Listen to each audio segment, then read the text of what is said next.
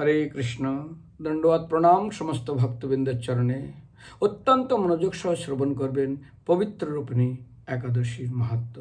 এই পবিত্র রূপিণী একাদশীর महत्व कृष्ण भगवान युधिष्ठिर महाराज के बोलছেন তার প্রশ্নের উত্তরে। শ্রাবণ মাসে কৃষ্ণ পক্ষের একাদশীর महत्व কি? महत्व বলার প্রথমেই ভগবান বলছেন জানেন, এই महत्व যদি আপনি মনোযোগ সহকারে একাগ্র চিত্তে শ্রবণ করেন না, 100% আপনি বাষ্পের যজ্ঞের ফল পাবেন। আমি এই পবিত্র রূপিণী একাদশীর महत्व বলার পূর্বেই কিছু মহিমা বলবো। এখানে কয়েকটা শিক্ষণীয় বিষয় বিশেষ করে বলা হয়েছে প্রত্যেকটা গৃহস্থ জীবনে তাদের পুত্র সন্তান প্রাপ্ত হওয়া অতি আবশ্যক। কেন? পুত্র সন্তান যদি প্রাপ্তি হতে চান, কি ধরনের পুত্র প্রাপ্ত হওয়া প্রয়োজন, কত রকমের পুত্র হয়। দ্বিতীয়ত, গৃহস্থ জীবনে সবচেয়ে বড় কষ্ট কি, যা ধন সম্পত্তি ঐশ্বর্য মান মর্যাদা সবকিছু দিয়ে পূরণ করা যায় না। তৃতীয়, একজন সাধু তার কি ধরনের গুণাবলী থাকা উচিত, একজন গৃহস্থের কি কি গুণাবলী থাকা উচিত, একজন রাজার কি কি সৎ গুণাবলী থাকা উচিত, এবং বৈষ্ণবদেরকে কেন পর দুঃখী দুঃখী বলা হয়। এইগুলো প্রশ্নের উত্তর এই একাদশী মাহাত্ম্যে ভগবান কৃষ্ণ অর্জুনকে শোনাচ্ছেন। বিশেষ করে শুনবেন, গৃহস্থ জীবনের সবচেয়ে বড় কষ্ট কি? কষ্ট 4 প্রকার: ক্ষুধা কষ্ট, নিঃসন্তান কষ্ট, দারিদ্রতা কষ্ট, আর বার্ধক্য কষ্ট। এটা পয়সা দিয়ে নিবারণ করা যায় না। ক্ষুধা লেগেছে, প্রচুর পয়সা আছে, খাবার নেই। দারিদ্রতা কষ্ট সম্পদ হলে হতে পারে, কিন্তু জরা বার্ধক্য, শরীর যখন জরা হয়ে যায়, চোখে দেখে না, কানে শোনে না, বলছে গতি অতি যত যষ্টি সনম, চলতে গেলে লাঠি লাগে, শ্রৌতজি কবি কলম, কানে শুনতে পাবেন না, বিষন্ত দন্তরাশি, দাঁত চলে যাবে, চক্ষুস্ত্র পটলই, চোখে দেখতে পাবেন না, আর শতসন্ধি জর্জরতম, জয়েন্টে জয়েন্টে ব্যথা। আর শুধু তাই না, তার থেকে উপরন্ত হলো রোগচ্ছ শত্রু প্রহচ্ছ দেহম, প্রচণ্ড রোগ ব্যাধি আপনার শত্রু, রোগ আপনার শরীরের শত্রু, তার আপনাকে প্রহার করবে। তো সেই জন্য জরা কষ্ট। তার থেকে বড় কষ্ট হলো নিঃসন্তান। এই নিঃসন্তান এত বড় কেন কষ্ট? আজ এই প্রসঙ্গে রাজা মহিন্মতি নগরে এক মহান রাজা ছিলেন। সেই রাজা, বিশেষ করে এই মহিষজিৎ নামক রাজা, তার জীবনে কোনো অভাব ছিল না। ধন সম্পত্তি টাকা পয়সা যাই বলুন, কিন্তু তার জীবনে সুখ ছিল না, শান্তি ছিল না। তিনি অত্যন্ত বিষণ্ণ ছিলেন এবং তিনি একদিন প্রজাদের কাছে গিয়ে বললেন, দেখো আমি রাজ্য শাসন করি, যদিও শাস্ত্রে বর্ণনা করা আছে প্রজাদের কিংবা পাপের ভাগ 6 ভাগের 1 ভাগ রাজাকে নিতে হয়, কিন্তু আমি জ্ঞাত এবং অজ্ঞাত সারে আমি রাজ্য করছি, আমি জেনে শুনে কোনো রকমের পাপ করিনি।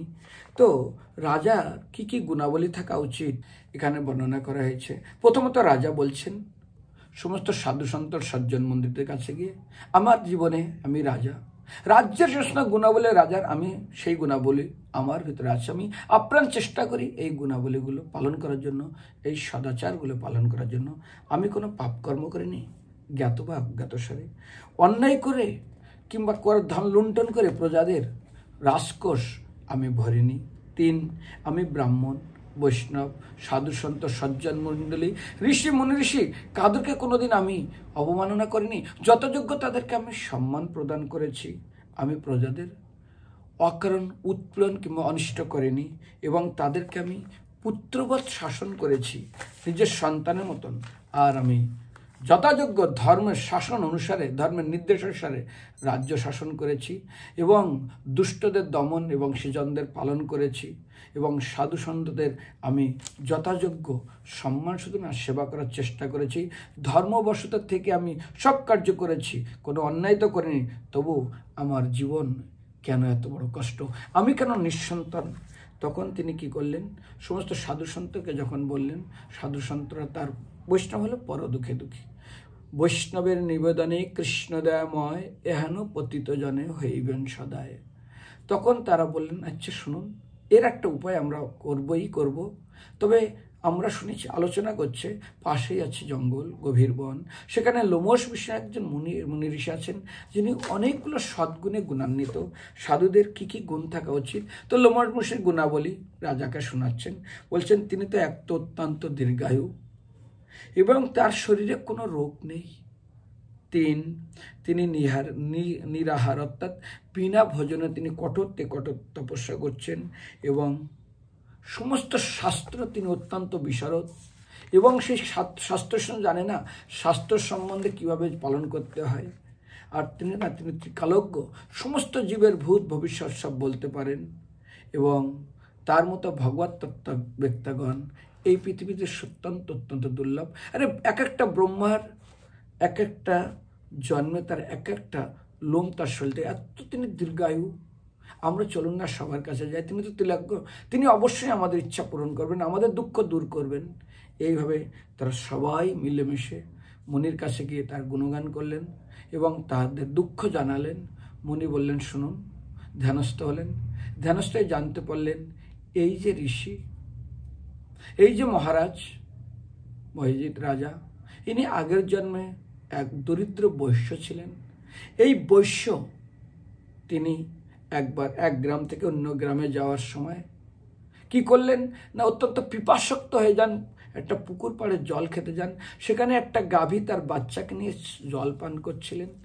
আর গাভী যখন জল পান করে তাদের সেই বাচ্চা সহ পিপাসক্ত গাভী এবং বাছুরকে তিনি তাড়ি দিয়ে সেখানে জল খান। এইটুকু তার অপরাধ।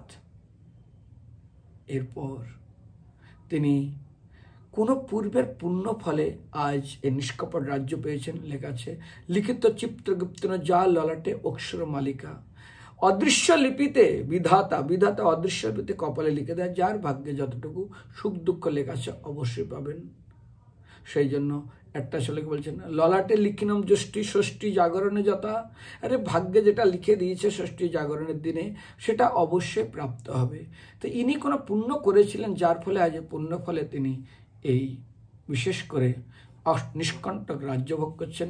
কিন্তু ওই যে গরুকে তাড়িয়েছিলেন তার জন্য তো নিঃসন্তান।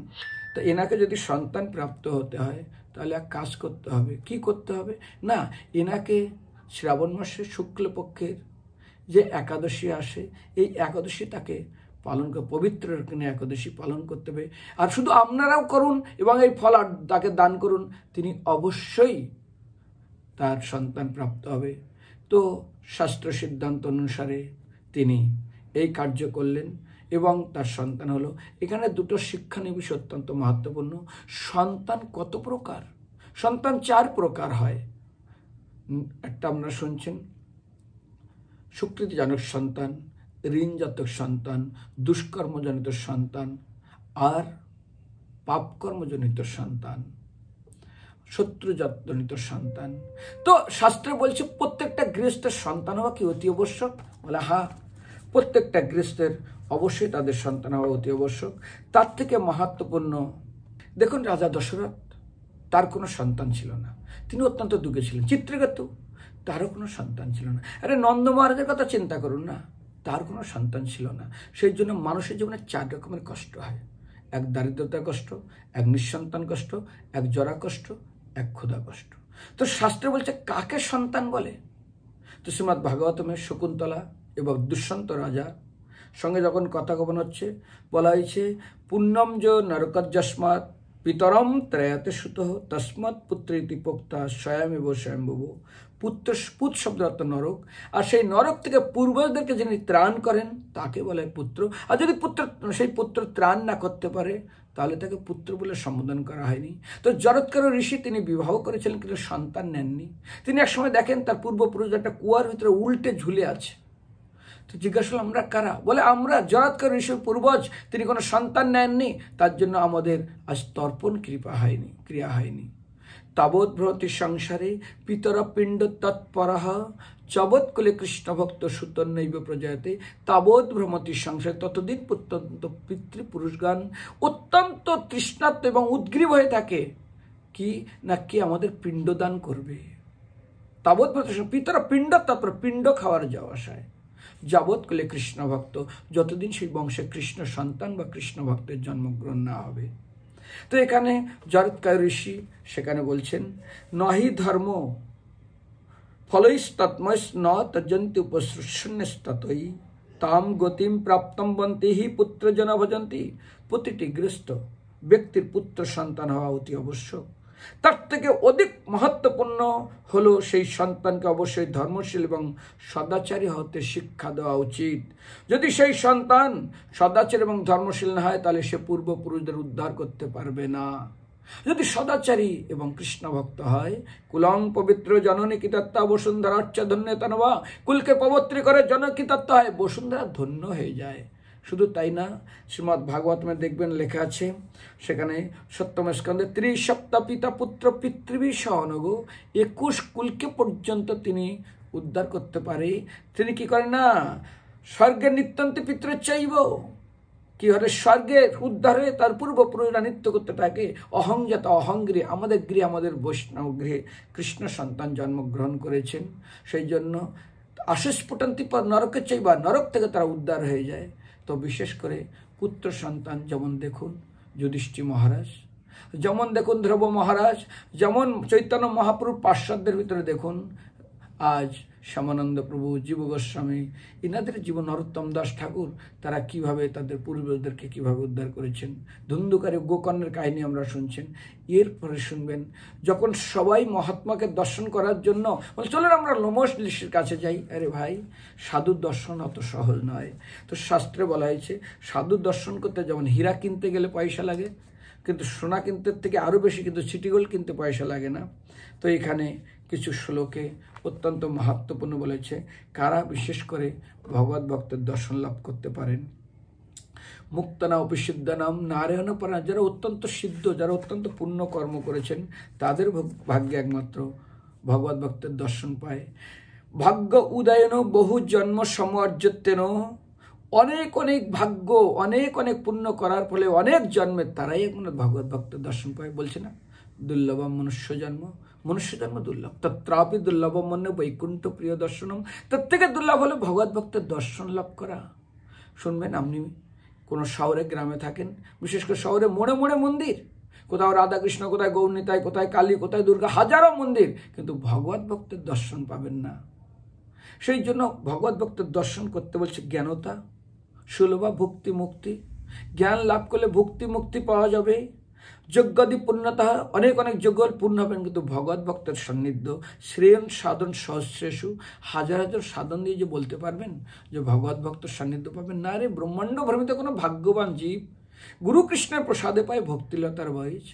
কোটি কোটি ব্রহ্মাণ্ড ভ্রমণ, কোনো ভাগ্যবান জীব একজন, তিনি একমাত্র ভগবত ভক্তের দর্শন লাভ করতে পারেন। শুধু তাই না, শাস্ত্রে এত সুন্দর বর্ণনা করা হয়েছে, বিশেষ করে ভগবত ভক্তের দর্শন, ভগবানকে দর্শন তো সব জায়গায় হয়। তো সেখানে বলেছে জন্মান্তর সহস্রেষু, জন্মান্তর সহস্রেষু তপ ধ্যান সহ আদিবি নারায়ণম ক্ষীণম পানম, ভগবত ভক্ত দর্শন সুদল। অনেক অনেক জন্মদের কঠোর থেকে কঠোর তপস্যা করার ফলে যখন তারা পুণ্য অর্জন করে, পাপ ক্ষীণ হয়, তখনই তারা ভগবত ভক্তের দর্শন লাভ করে। সেই জন্য চেষ্টা করবেন যখনই যতটা সময় পাবেন ভগবত ভক্তের দর্শন লাভ করার জন্য। হরে কৃষ্ণ।